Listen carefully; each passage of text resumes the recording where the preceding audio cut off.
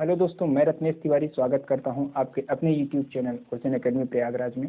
दोस्तों, जैसा कि आपको मालूम होगा या ना भी मालूम हो तो आपको बता देना चाहता हूं कि आज जो है हम लोग क्लास स्टार्ट करने जा रहे हैं अनसॉल्व को सॉल्व करने के लिए। ठीक है, क्लास 10th का अनसॉल्व हम उठाएंगे और उसको सॉल्व करने की कोशिश करेंगे। ठीक है, तो यहाँ पर मैं आपको जो है 1 घंटे के अंदर 1 घंटे 45 मिनट जो भी होगा उसके अंदर आपको अनसॉल्व सॉल्व कराऊंगा। ठीक है, क्लास 10th का मैथ्स। तो बेसिकली यूपी बोर्ड या सीबीएसई बोर्ड वाले बच्चे इनको अच्छे तरीके से देख सकते हैं और एनालाइज कर सकते हैं कि किस तरीके से हमारा पेपर आता है, या एनालिसिस कर सकते हैं किस तरीके से हमारा पेपर आता है, और अच्छे तरीके से विधिवत तरीके से तैयारी कर सकते हैं। ओके, तो हम लोग लघुत्तरी, अति लघुत्तरी से लेकर बहुविकल्पी से लेकर के बहुविकल्पी, अति लघुत्तरी, लघुत्तरी, दीर्घोत्तरी, जितने भी प्रश्न होते हैं सारे प्रश्नों को सॉल्व करते चलेंगे। ठीक है, तो सबसे पहले हम एक एक नंबर जो कि हमारा बहुविकल्पी होता है वहां से स्टार्ट करते हैं। तो हमारे सेट का नाम है, ये देखिए, क्लास 10th मैथ 2020, जो कि 2020 में आपका पेपर बना हुआ था। 822 MW नाम का सेट है, वहीं से हमने क्वेश्चन पेपर उठाया हुआ है। तो यहाँ से मैं आपको डिस्कस करूंगा, एक एक सवाल को आपको आपके सामने डिस्कस करूंगा। तो इस एक एक सवाल को हम लोग थोड़ा जानकारी लेते हैं क्या क्या है, ठीक, और सॉल्व करते हैं। ठीक है, तो चलिए क्वेश्चन देख लेता हूं। हमारे पास सॉल्व पेपर है, ठीक, सॉल्व पेपर हमारे पास है, सॉल्व पेपर हम लोग सॉल्व करने की कोशिश करते हैं। ठीक है, ओके, तो आप जो है वीडियो देखिए। वीडियो अगर आपको पसंद आए तो वीडियो को लाइक और शेयर करना ना भूलें। ठीक है, तो ठीक, ओके, चलिए।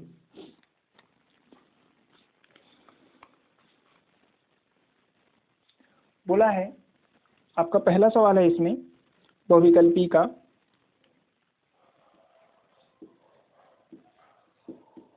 ठीक, ये आपको दिया गया है 1 से 15 तक की सम संख्याओं का समांतर माध्य क्या होगा।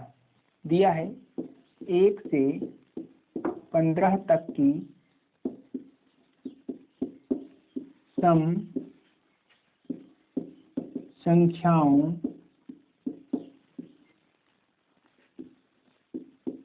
का समांतर माध्य क्या होगा।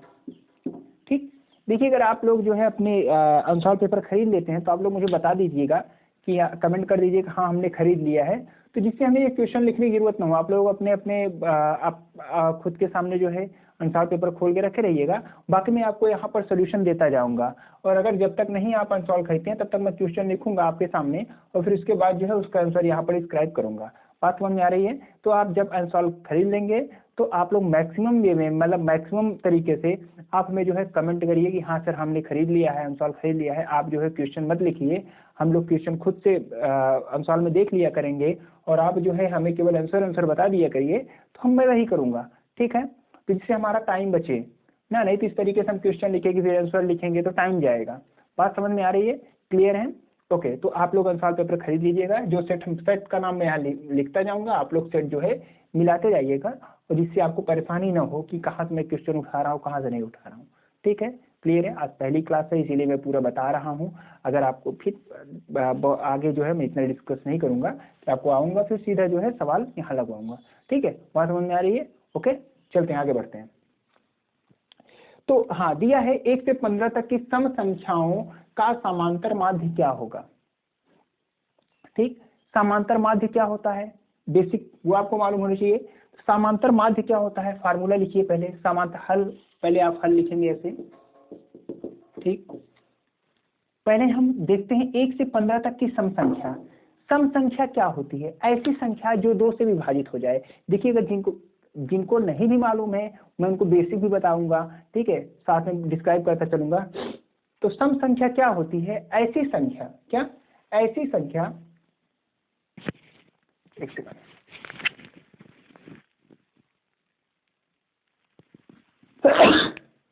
सॉरी। ओके, तो सम संख्या क्या होती है? ऐसी संख्या जो 2 से डिविजिबल हो, क्या कहलाती है? सम संख्या कहलाती है। मतलब ऐसी संख्या जो 2 से कट जाए वो क्या कहलाती है? सम संख्या कहलाती है। तो यहाँ देखिए 1 से 15 तक की सम संख्या बोला है, तो 1 से 15 स्टार्ट करते हैं। 1 के बाद कौन आती है? 2 आती है, 4 होगी, 6 होगी, 8, 10, 12, 14, 15 तक ही लेना है। 15 तो होगी नहीं, 1 तो होगी नहीं, ठीक, क्योंकि ये सब तो विषम संख्याएं हैं। क्लियर है? अब आपको इसका समांतर माध्य निकालना है। तो समांतर माध्य का फार्मूला क्या होता है भैया? समांतर माध्य का फार्मूला क्या होता है? आई होप आप सबको मालूम हो, ठीक है। समांतर माध्य का फार्मूला क्या होता है? पदों का योग। क्या?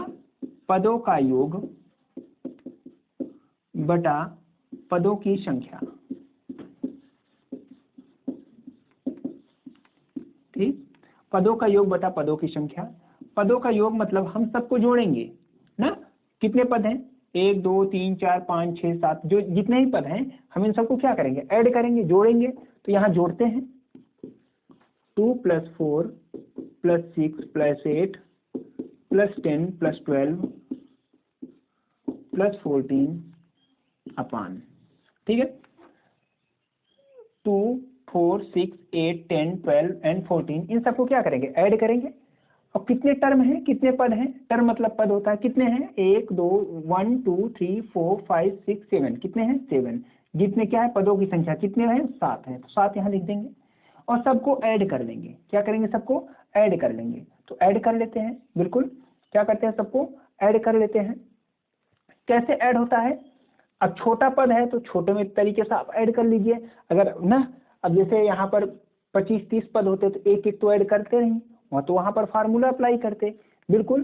तो फार्मूला अप्लाई करते, तो यहाँ क्या करेंगे? ऐड कर लेंगे। नॉर्मल है तो ऐड कर लीजिए, नहीं तो फार्मूला आपको एपी का मालूम है, समांतर माध्य का, समांतर श्रेणी का फार्मूला का मालूम होगा, ठीक है। नहीं मालूम होगा तो वहाँ हम उसको डिस्क्राइब करेंगे, ठीक है। वैसे फार्मूला क्या होता है? फार्मूला आपका होता है SN। इन पदों का योग का फार्मूला क्या होता है? क्या होता है बताइए? फार्मूला होता है आपका n/2 2a + n-1 into D. यही तो होता है, ये होता है आपका n पदों का योग। तो यहाँ पर अगर आप अप्लाई करना चाहते हैं अप्लाई कर सकते हैं, वैसे डायरेक्टली आप ऐड कर दीजिए, ठीक है। देखिए कैसे ऐड होगा। इसको ऐड करेंगे 10 आएगा, इसको ऐड करेंगे 10 आएगा। आएगा कि नहीं आएगा? बिल्कुल। 10 यहाँ पहले से दिया हुआ है, 10 10 20 10 30 हो गया, और ये 24 12 26 होता है ना। 30 और 26 कितना हो जाएगा? 56। क्यों 56? यानी 56 अपान कितना है? 7 है। कट करेंगे कितना आ जाएगा? 8। तो इसका जो समांतर माध्य होगा वो कितना हो जाएगा? 8, बिल्कुल 8 होगा। और मेरे प्यारे दोस्तों, मैं आपको ये बताना चाहूंगा कि अगर आपको समांतर माध्य पूछ लिया किसी भी सम संख्या का या किसी विषम संख्या का ना पूछ लिया, तो अगर पदों की संख्या आपकी क्या हो? विषम हो। क्या हो? विषम हो। तो जो सबसे बीच में होता है ना, वही आपका समांतर माध्य हो जाएगा। तो यहाँ देखिए ये क्या है? पदों की संख्या कितनी? 1 2 3 4 5 6 7 है कि नहीं? है ना। 7 पद हैं, तो सबसे बीच में जो होगा वही आपका समांतर माध्य हो जाएगा। देखिए गिनिए, 1 2 3 7 हैं, 3 इधर निकाल दीजिए। क्या? 3 इधर निकाल दीजिए, 3 इधर निकाल दीजिए, जो बचा बीच में वही आपका समांतर माध्य है। ये ट्रिक है। ये क्या है? ट्रिक है। बहुविकल्पी प्रश्नों से बचने के लिए, जो ऐसे बहुविकल्पी प्रश्नों को ज्यादा सोल्यूशन करने से बचने के लिए आप सीधा लगा दीजिए, 8 होगा समांतर माध्य निकालने का तरीका। बिल्कुल। आई होप आपको ये ट्रिक भी पसंद आई होगी और ये जो सोल्यूशन आपको बताया हूं ये भी पसंद आया होगा। बिल्कुल। ओके, सीखते चलेंगे। क्या करेंगे? सीखते चलेंगे। उन बच्चों के लिए जो तैयारी नहीं कर पाए हैं या उन बच्चों के लिए जो अपना जो है रिवीजन करना चाहते हैं, आप यहाँ सीखते चलिए। अगर आपको लग रहा है कि हाँ आपने सीख लिया है या आपको पहले से आता है, तो आप वीडियो को आगे बढ़ा दीजिए, आप आगे से देख लीजिए। बिल्कुल, अपना समय बचाइए। और जिन्होंने नहीं देखा है, जिनको जरूरत है, उनके लिए तो बता ही रहा हूँ। क्लियर है? ओके, चलिए मिटा देता हूँ। अब आप लोग जहां तक है लिख लिए होंगे, ठीक है। लिख लीजिए, मैं आपको टाइम दे देता हूँ।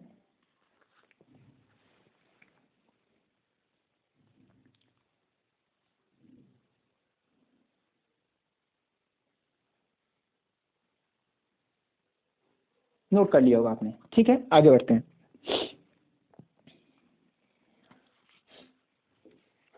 जुकाम हो गई दोस्त, क्या करें?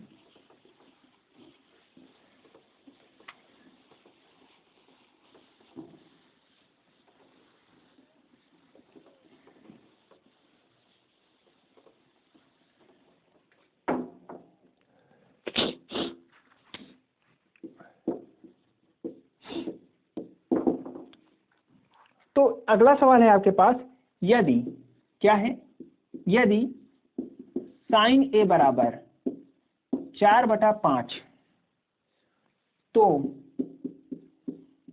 tan ए का मान क्या होगा। ये बहुविकल्पीय प्रश्न चल रहा है मित्र, ठीक है। कौन सा प्रश्न चल रहा है, बहुविकल्पीय चल रहा है। इसको करिए, साइन ए बराबर 4/5 आपको दिया है, तो आपसे tan ए पूछ रहा है। क्या पूछ रहा है, tan ए पूछ रहा है, बिल्कुल। तो देखिए ये चीज आपको दिया हुआ है, आई होप आपको यहाँ पे दिमाग काम कर रहा होगा। फिलहाल देखिए क्या होता है, ध्यान दीजिए यहाँ पर कि हम सबसे पहले एक राइट एंगल बनाएंगे, मतलब एक समकोणीय त्रिभुज बनाएंगे। एक कोण को यहाँ ए दिया हुआ है ना, एक कोण को हम ए मान लेंगे, ठीक है। ये जो होता है ना, ध्यान दीजिए, ये बहुविकल्पीय ही नहीं, इस तरीके से अगर आपके लघुत्तरी में भी सवाल पूछा जाता है तब भी यहाँ से आपको ऐसा बता रहा हूँ, आप समझ कर लेंगे, ठीक है। देखिए यहाँ पे आपको साइन ए बराबर दिया है 4/5 और आप जानते हैं ये चीज होती है लंब बटा कर्ण। क्या होती है, लंब बटा कर्ण, यही ना होती है ना, लंब बटा कर्ण होती है। लंब क्या होता है, जो कोण के ठीक सामने वाली भुजा होती है वो लंब होती है, और कर्ण क्या होता है, जो सबसे बड़ी भुजा होती है, हाइपोटेनस जिसको बोलते हैं, कर्ण हो गया। और लंब जो कि आपका परपेंडिकुलर है वो कितना दिया हुआ है, 4 दिया हुआ है, और कर्ण आपका जो हाइपोटेनस है वो कितना दिया हुआ है, 5 दिया हुआ है, बिल्कुल। और आपको बेस की जरूरत है, मतलब आधार की जरूरत है। क्या, आधार की जरूरत है। क्यों जरूरत है आधार की, क्योंकि भैया हमें मालूम है जो tan ए बराबर होता है, जो tan का कोण होगा क्या होगा, लंब बटा आधार, आधार की जरूरत है, बिल्कुल। अब मुद्दे की बात आती है कि आधार निकलेगा कैसे, क्यों, आधार हम कहाँ से पाएंगे, आधार कोई उड़ता हुआ पंछी तो है नहीं आपको मिल जाएगा। आधार के लिए आपको क्या करना पड़ेगा, आधार निकालिए। तो आधार कैसे निकलेगा मित्र, आधार निकालने के लिए आधार का फार्मूला लगाइए। आधार कैसे निकलेगा, √ कर्ण का स्क्वायर माइनस लंब का स्क्वायर, ठीक। मतलब जब आपको आधार निकालना हो तो √ के अंदर ये बड़ी वाली में से छोटी वाली का स्क्वायर करके घटा दीजिए। जब आपको लंब निकालना हो √ के अंदर वही करना है, बड़ी वाली में से फिर छोटी वाली को आप घटा दीजिए, आधार को घटा देते। अगर लंब निकालना था तो आधार घटाते, और आधार निकालना है तो लंब को घटाएंगे, ठीक है। और अगर कर्ण को निकालना है तो क्या करेंगे, लंब और आधार को स्क्वायर करके जोड़ देंगे, बिल्कुल, ओके। तो लंब कितना है यहाँ पे, लंब आपके पास है यहाँ पे 4 है, 4 लिखेंगे। पहले आधार निकाल लेते हैं, आधार कितना है 5 है, 5 का स्क्वायर, लंब कितना है 4 है, 4 का स्क्वायर, तो 5 का स्क्वायर होगा 25 और 4 का स्क्वायर होगा 16, √16 कितना आ जाएगा 9 आ जाएगा, और 9 बराबर होता है 3, √9 बराबर 3। तो यहाँ आप लिखेंगे लंब बटे आधार, लंब कितना है 4 है, आधार कितना आया है 3, तो यहाँ से मित्र आ जाएगा tan ए बराबर 4/3। तो मित्रों tan ए कितना आ जाएगा, tan ए आ जाएगा आपके पास 4/3, बिल्कुल, नोट कर लीजिए।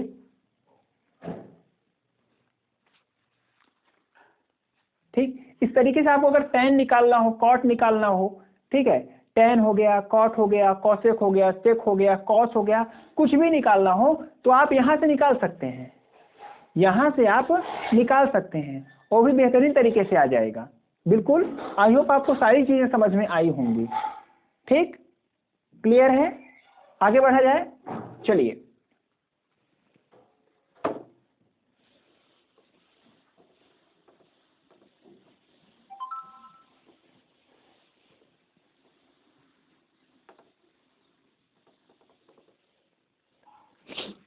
एक सेकंड,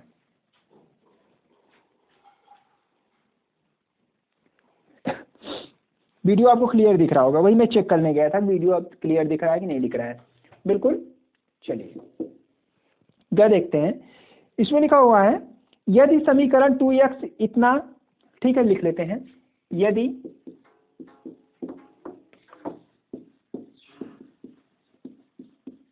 समीकरण 2x² minus 8x plus c बराबर 0 के मूल बराबर है, के मूल बराबर है, क्या है, मूल बराबर है, तो c का मान क्या होगा।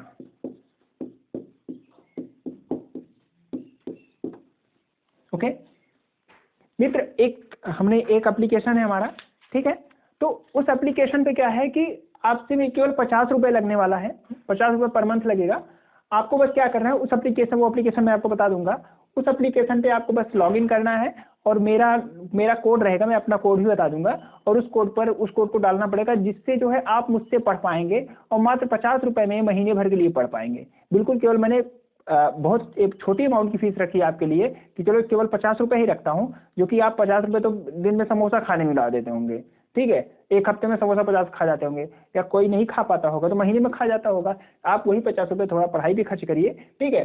तो उसकी मैं लाइव क्लास चलाऊंगा। क्या लाइव क्लास चलाऊंगा?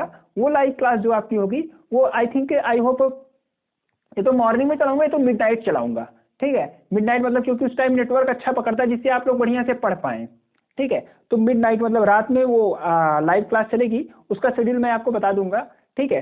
तो मैं चाहता हूँ कि आप लोग जल्दी से जल्दी यूट्यूब पे जुड़िए, ठीक है, और ज़्यादा डिस्क्रिप्शन के लिए आप वो क्लास भी अटेंड करिए, जिससे आपका मैथ्स के प्रति रुझान बढ़ेगा और मैथ्स नंबर 1 तरीके से आपकी तैयार हो जाएगी। वो मैं रत्नेश तिवारी, तो मेरे ऊपर सारी जिम्मेदारी है। अगर आप वो क्लास अटेंड करते हैं तो आपको मैं कहता हूँ कि मैथ्स में आपको अच्छे नंबर लाने से कोई रोक नहीं सकता, ठीक है। मैथ में आपके अव्वल दर्जे के नंबर 1 के नंबर आएंगे, बिल्कुल। और यहाँ पर जो है, ये जो आपकी क्लास है, यहाँ पर फिलहाल जो आपकी चल रही है चलेगी। ऐसा नहीं कि मैं यहाँ खराब पढ़ाऊंगा, मैं यहाँ पे अच्छा, यहाँ भी अच्छा पढ़ाऊंगा, लेकिन बात ये है कि वहाँ आप पढ़ेंगे कि थोड़ा होता है ना कि आदमी पैसा देता है तो लगता है हाँ मैं पैसा दे रहा हूँ तो पढ़ूंगा, लेकिन इसमें क्या होता है, लापरवाही लोग करते हैं। तो आप पढ़ेंगे, यहाँ भी अच्छा पढ़ाऊंगा, वहाँ भी अच्छा पढ़ाऊंगा, लेकिन वहाँ कुछ और चीजें नहीं बताऊंगा, ठीक है। वहाँ कोई छोटी छोटी चीजें बताऊंगा, जो आपको नहीं भी समझ में आएगी वो भी बताऊंगा, ठीक है। आप मुझसे कमेंट, लाइव पढ़ाऊंगा तो आप कमेंट करके पूछ सकते हैं, हाँ गुरुजी बताइए ये क्या होगा, ये क्या होगा, ये क्या होगा। तो मैं उस वहाँ ज़्यादा ध्यान दूंगा, अच्छे तरीके से आपको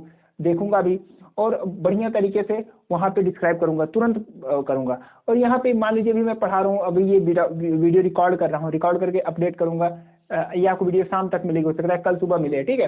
तो इस तरीके से ये डेली क्लास है, यहाँ आप डायरेक्ट कमेंट करके पूछ नहीं सकते हैं, 1-2 दिन लग जाएंगे पूछने में, तो वहाँ आपकी लाइव क्लास रहेगी, तो वहाँ आप पूछ सकते हैं तुरंत के तुरंत, और ज़्यादा पैसा भी नहीं लग रहा है, 50 रुपये लग रहा है एग्जाम के टाइम तक, मात्र 200-250 रुपये में हर महीने अगर आप 50-50 दे के पढ़ते हैं तो आराम से बिंदास तरीके से क्वालिफाई होकर चले जाएंगे, अच्छे तरीके से नंबर 1 का नंबर आएगा। बिल्कुल, फिलहाल आप यहाँ पर ध्यान दीजिए, ठीक।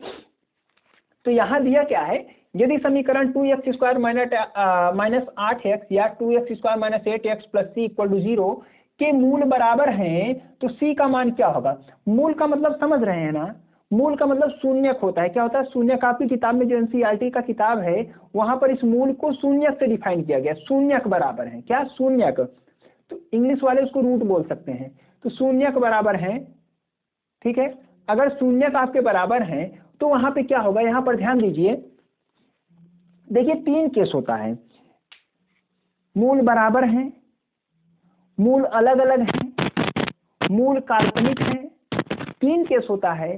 तीनों केस मैं आपको अभी बता दे रहा हूं और तीनों आप एकदम दिमाग में रख लीजिए, ठीक है, फिर मिटा दूंगा। पहले 3 केस सुन लीजिए आप। पहला केस देखिए, अगर आपको इक्वेशन दिया हुआ है ax² plus bx plus c equal to 0 ऐसा दिया है, तो पहला केस होता है, नंबर 1 केस जो होता है b² minus 4ac less than 0। जब ऐसा दिया होगा तो ये आपका क्या होगा, मूल काल्पनिक होंगे। क्या होगा? मूल काल्पनिक होंगे, बिल्कुल।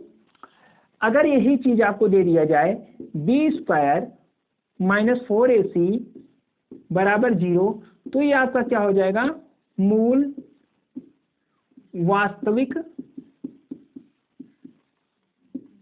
तथा बराबर होंगे। आई होप समझ में आ रहा होगा आपको। और अगर फिर यही आपको दे दिया जाए, एक कंडीशन छोटा हो गया, बराबर हो गया, b² minus 4ac greater than 0, तो यहाँ क्या होगा, मूल वास्तविक होंगे व या तथा अलग अलग होंगे। क्या होंगे? अलग अलग होंगे। बिल्कुल। तो अगर बी स्क्वायर माइनस 4ac मतलब इसका स्क्वायर करके माइनस 4ac करेंगे, अगर 0 से छोटा आता है तो वहां काल्पनिक होगा, बिल्कुल। और अगर 0 के बराबर आता है तो वास्तविक होगा और बराबर होगा, और 0 से बड़ा आता है तो क्या होगा, काल्पनिक होगा, अलग अलग होगा। अब देखिए हमें क्या चाहिए, हमें चाहिए क्या, बराबर वाली कंडीशन, तो ये वाली बीच वाली चाहिए, ठीक। मूल मतलब शून्य, तो हमें बीच वाला लेना है, ठीक है। क्लियर है, मिटा दिया जाए। चलिए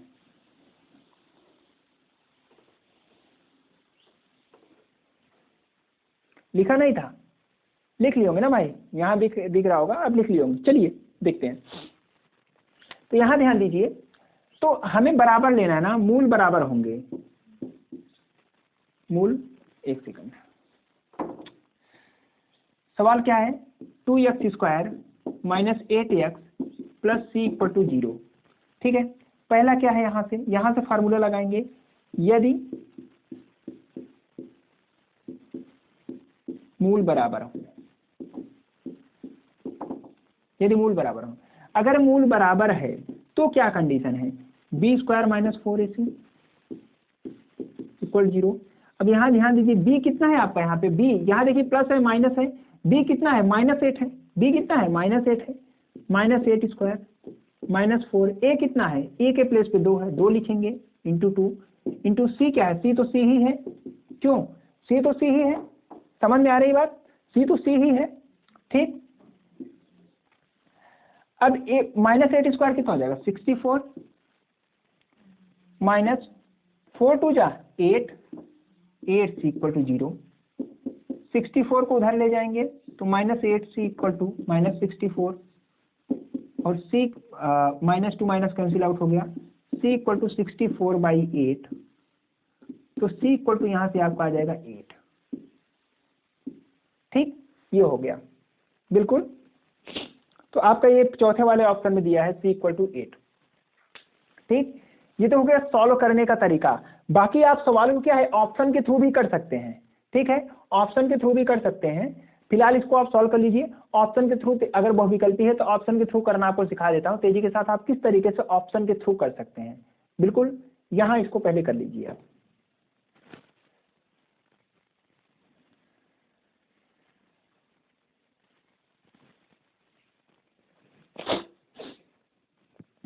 ओके, आई होप आप कर लिए होंगे।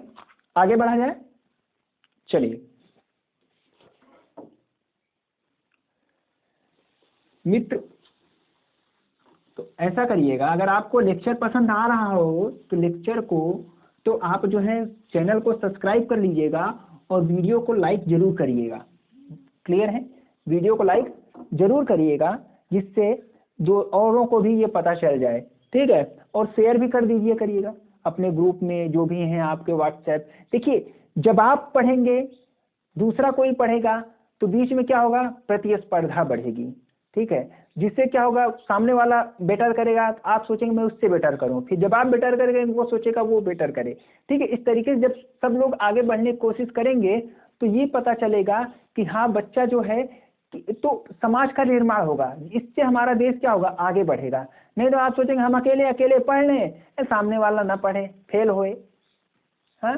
तो ये भावना, ये है भावना होनी चाहिए, मतलब होती है लोगों के अंदर, बिल्कुल, लेकिन ऐसा सोचना नहीं चाहिए, ठीक है। तो आप पढ़िए, दूसरों को भी पढ़ाइए, ठीक है। जब आप दूसरों को पढ़ाएंगे या दूसरों को बताएंगे, आप में प्रतिस्पर्धा जागृत होगी, जिससे क्या होगा, आपका पढ़ने में मन लगेगा, क्लियर है, बात समझ में आ रही है, यस। तो आपको केवल समाज देखेंगे, समाज से देश बनेगा, और देश से फिर क्या होगा, देश से संसार बनता है। तो केवल हमें इंडिया में, कोई पढ़ लिख करके फॉरेन में चला जाता है, केवल हमें यही नहीं रहना है। आप पढ़िए, कहीं निकलिए तो आपको लगे कि हाँ मैं कुछ हूँ, मैंने कहीं पढ़ा है, बिल्कुल, समझ में आ रही है। ओके, चलिए। तो ये सवाल मैं बताने वाला था आपको ऑप्शन के थ्रू। ऑप्शन में आपको जैसे ही दिया है, अब 4 ऑप्शन आपको दिए हुए हैं, यहाँ पे 4 ऑप्शन दिए हुए हैं, 4 ऑप्शन आपको 2 दिया है, 4 दिया है, 6 दिया है, 8 दिया है। तो यही आपसे पूछ रहा था, 2x² minus 8x plus c equal to 0, ठीक है, आपसे ये पूछ रहा था, ठीक। तो आपको यही करना था कि आपको बी स्क्वायर माइनस 4ac रखना था इक्वल टू 0 में, फिर सब में आप यही मान करके रखते, मान रखे एक एक मान उठाकर सी के प्लेस पे रखते। बी कितना है, बी कितना है 8 है, माइनस 8 का स्क्वायर माइनस 4, ए कितना है 2 है, और सी कितना है आपका यहाँ पे, सी आपका नहीं मालूम है, सी आप ले लीजिए कोई एक 2 ले लीजिए। ऐसे जब बारी बारी से आप रखेंगे ना तो जो 0 हो जाए वही समझिए आंसर हो गया। 2 रखेंगे या 8 रख दीजिए, 8 हमने आंसर निकाला 8 ही रख देते हैं, तो 8 8 64 हो गया, और 4 दूना 8 8 64 फिर आ गया। 64 में 64 घटेगा कितना आ जाएगा, 0 आएगा, 0 आएगा ना। तो यहाँ से आपको पता चल जाएगा बेसिक, फिलहाल जिस तरीके से आपको मैंने बेसिक फार्मूला बताया है आप उस तरीके से करेंगे तो आई होप आपको सफलता जरूर मिलेगी और बेहतरीन तरीके से आप मैथ सॉल्व करके आएंगे। ठीक है, आप डरिए मत, आप रत्नेश तिवारी से पढ़ रहे हैं। ठीक है, चलिए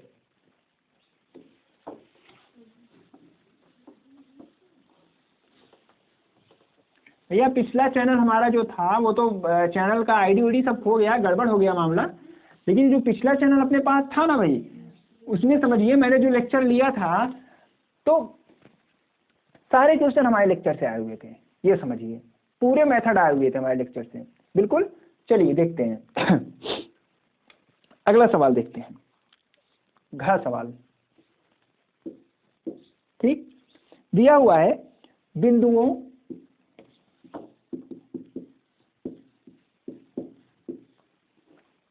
-2,6 और -2,10 को मिलाने वाले। देखिए आपके जो सिलेबस में नहीं, मैं यहाँ सिलेबस नहीं डिस्कस करूंगा, मैं सॉल्व पेपर पूरा कराऊंगा।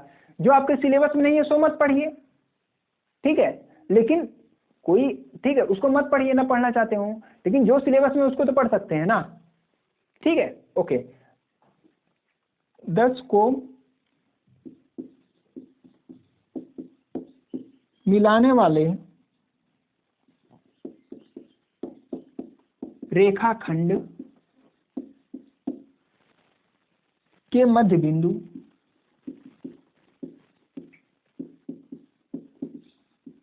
का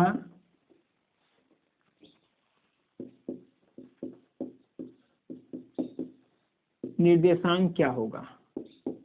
वो भी गलती का क्वेश्चन है भैया ये, तो चलिए करते हैं। तो भैया यहाँ पर ध्यान दीजिए, आपसे पूछा मध्य बिंदु का निर्देशांक, सवाल को पढ़िए पहले। निर्देशांक ज्ञानती का सवाल है, देखिए बिंदुओं -2,6 और -2,10 को मिलाने वाले रेखाखंड के मध्य बिंदु का रेखा का निर्देशांक क्या होगा। रेखाखंड क्या होता है, रेखाखंड एक लाइन खींच दीजिए, 2 बिंदु से इंड कर दीजिए, रेखाखंड हो गया। क्लियर। तो बिंदुओं ये और ये बिंदु मतलब 2 बिंदु हैं, ठीक, इसको मिलाने वाले रेखाखंड, रेखाखंड लाइन ये के मध्य बिंदु, मध्य बिंदु मतलब बीच वाला बिंदु, इसका निर्देशांक क्या होगा। हमने मान लिया इसका निर्देशांक x, y होगा, मान लिया, यहाँ लिख दीजिए माना निर्देशांक x, y। ठीक है, तो भैया जो x होगा ना और x ये हो गया, और इसको मान लेते हैं x1, y1, ठीक, इसको मान लेते हैं x2, y2। क्लियर है। अब यहाँ आप लिख दीजिए x1 कितना है, x1 बराबर -2, x2 बराबर -2, यहाँ भी है, y1 कितना है 6 है, और y2 कितना है, y2 आपका कितना 10 है। बिल्कुल दिख रहा होगा ना, समझ में आ रहा है ना। दिख रहा हो तो सवाल मिटा देता हूँ, ऊपर लिख देता हूँ। ठीक,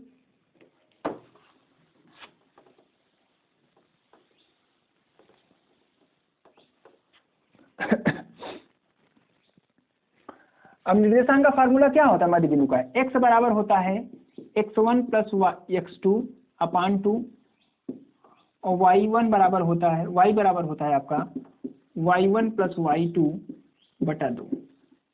तो x1 कितना है -2 प्लस -2 बटा 2, ठीक है, -2 -4 बटा 2 कटेगा, फिर आ जाएगा -2, जो x आ गया कितना आ गया -2 आ गया।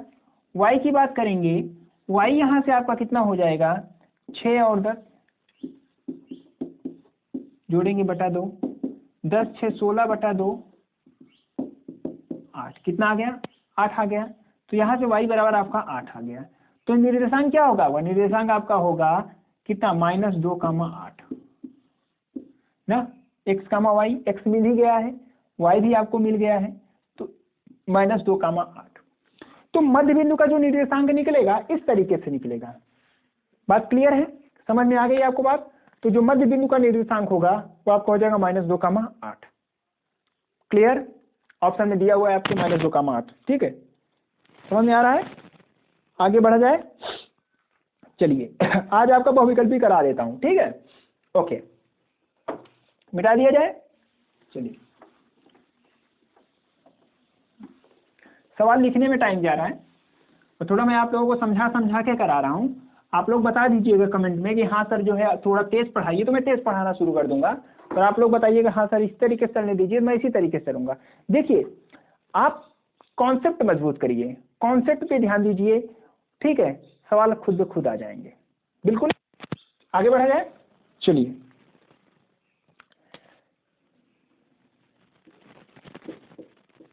अंगा, एक का अंगा सवाल है दिया है। चलिए, एक आकृति है,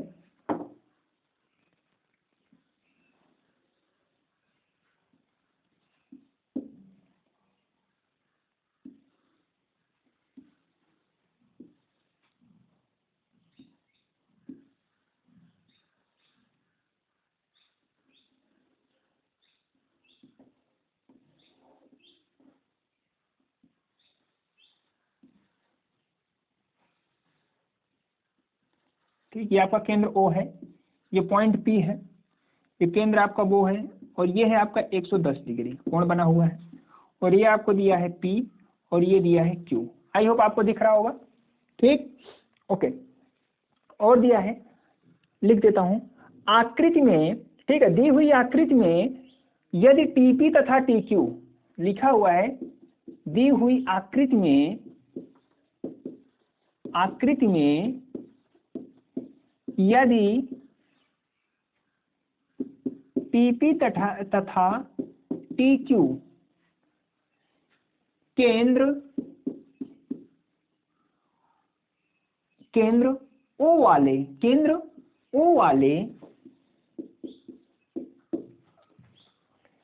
किसी वृत्त पर देखिए टाइम लग रहा है ना, किसी वृत्त पर दो स्पर्श रेखाएं हैं,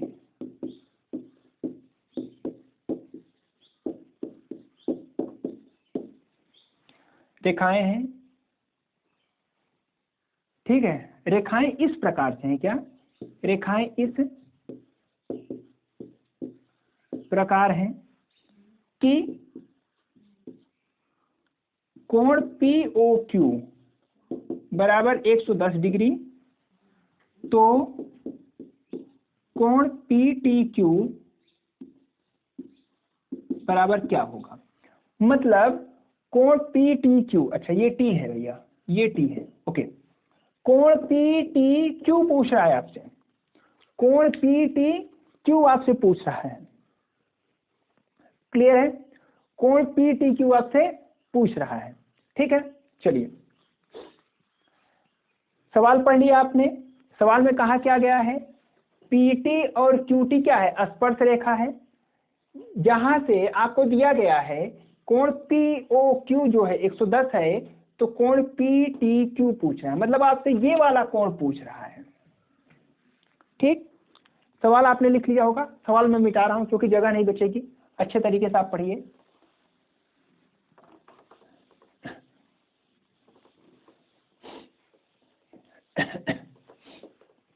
चलिए, अब यहां ध्यान दीजिए, आपसे यहां बोला गया है कोण POQ और कोण PTQ। बेसिकली आप यहां पर ध्यान दीजिए, आपको मैं प्रमेय बता रहा हूं, प्रमेय क्या होता है। देखिए, किसी केंद्र से जो स्पर्श रेखा होती है ना, ये क्या है, यहां से यहां तक क्या होगा, त्रिज्या होगी। केंद्र से वृत्त की परिधि तक मिलाने वाली रेखा को क्या कहते हैं, त्रिज्या कहते हैं, बिल्कुल। तो यहाँ से यहाँ तक जब मिलेगी तो ये क्या होगी, त्रिज्या होगी। और त्रिज्या जो होती है स्पर्श रेखा पर लंब होती है। क्या होती है, लंब होती है। ध्यान दे करके कान खोल करके सुन लीजिए, किसी वृत्त की जो त्रिज्या होती है वह उस वृत्त की स्पर्श रेखा पर क्या होती है, लंब होती है। लंब का मतलब है कि कितने अंश का कोण बनाएगी, 90 अंश का। ये कितने अंश का, 90 अंश का। ठीक, और ये देखिए ये आकृति आपकी चतुर्भुज बन जाएगी। एक भुजा, 2 भुजा, 3 भुजा, 4 भुजा। और चतुर्भुज के चारों अंतः कोणों का मान कितना होता है, 380 अंश होता है। होता है कि नहीं होता है, 380 अंश होता है। तो जब सबका मान 380 हो गया, यहां देखिए कोण P धन कोण O धन कोण Q धन कोण T, सबका मान 180 हो 360 हो गया। कितना हो गया, 360 हो गया। इसका मान पूछ रहा था आपसे ना, मतलब कोण PTQ, चाहे T लिखिए चाहे PTQ लिखिए। ठीक है, अब ध्यान दीजिए, कोण P कितना दिया है, 90 अंश। कोण O कितना दिया है, 110 अंश। कोण Q कितना दिया है, 90 अंश। कोण T कितना दिया, निकालना है, बराबर 360। जोड़ लीजिए, 90 90 180, 180 में 110 जोड़ेंगे कितना आएगा, 290 आएगा। 290 धन कोण T बराबर 360।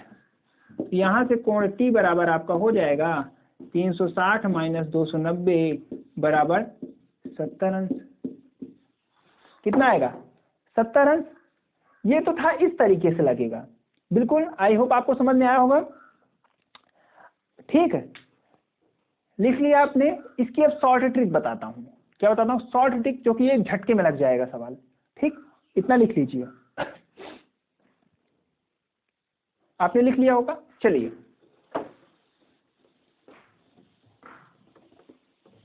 क्योंकि बहुविकल्पी है तो आप इस तरीके से करेंगे, शॉर्ट ट्रिक से ही करेंगे। वहां आपको कोई सोल्यूशन आपका नहीं दिखता, आपको केवल आंसर पे टिक मारना है।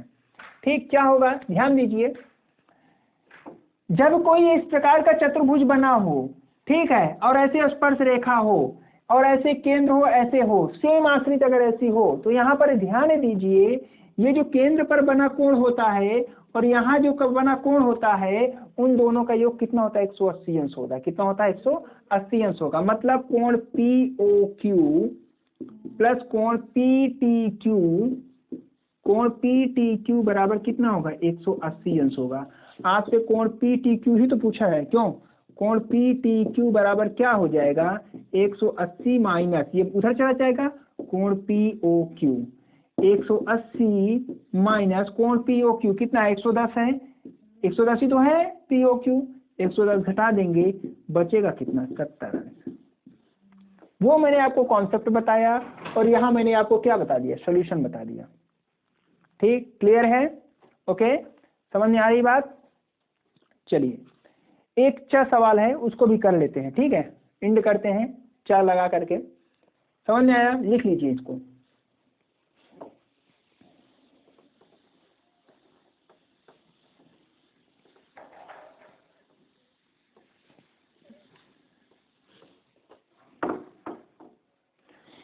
दिया है, सवाल सुन लीजिए, लिखूंगा नहीं, सवाल सुन लीजिए। ठीक है, एक लंब, लिख लीजिए, एक लंब वृत्तीय बेलन के आधार पर क्षेत्रफल 9 पाई सेंटीमीटर स्क्वायर है। ठीक है, एक लंब वृत्तीय बेलन है,